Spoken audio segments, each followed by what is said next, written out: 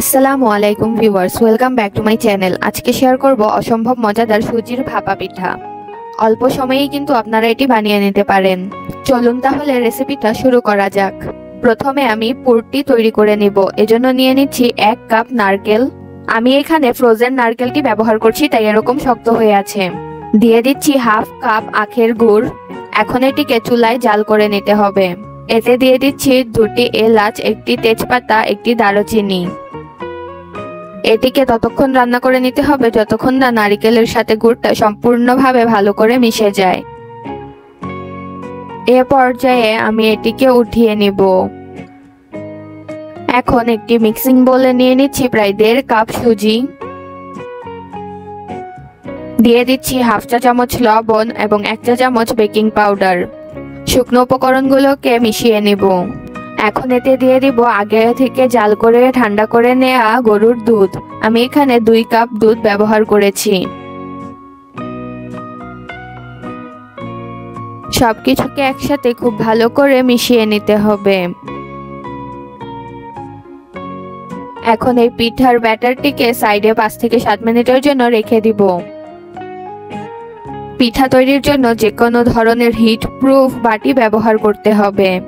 বাটিগুলোতে অল্প পরিমাণ সয়াবিন তেল ব্রাশ করে নিতে হবে। এরপর বাটিগুলোতে ব্যাটার দিয়ে অর্ধেক ভরে নেব।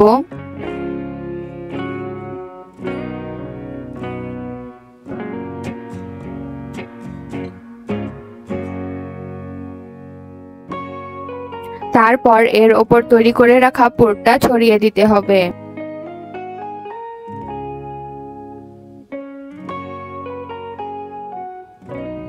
এখন আবার সম্পূর্ণ বাটিটি পিঠার ব্যাটার দিয়ে ভরে দেব।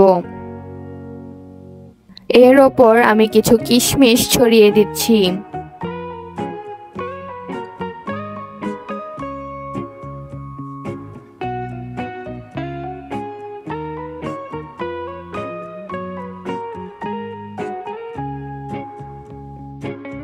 চারপাশ দিয়ে আরো দিয়ে দিচ্ছি স্লাইস করা নারকেল।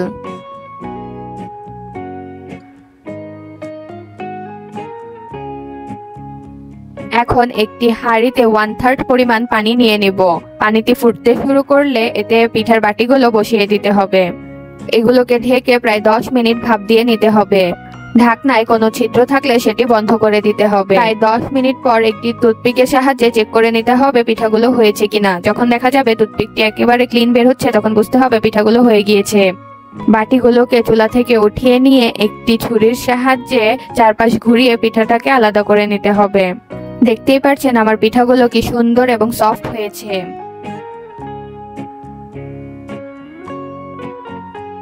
তৈরি হয়ে গিয়েছে অসম্ভব মজাদার সুজির ভাপা পিঠা। আশা করি আমার এই ভিডিওটি আপনাদের ভালো লেগেছে। ভালো লেগে থাকলে আমার চ্যানেলটিকে এখনই সাবস্ক্রাইব করুন।